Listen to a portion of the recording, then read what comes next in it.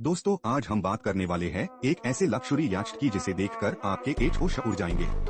Introducing Eclipse by ब्लॉन्क plus वॉस, दुनिया की दूसरी सबसे बड़ी प्राइवेट सुपर याcht।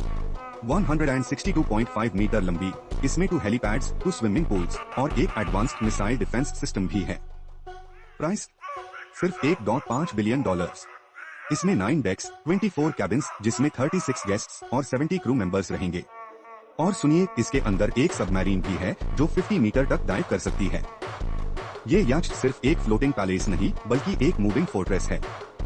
अगर आपको ये वीडियो अच्छी लगी हो तो लाइक करें, सब्सक्राइब करें और अपने दोस्तों को शेयर करें ताकि आगे भी ऐसे वीडियोस मिलते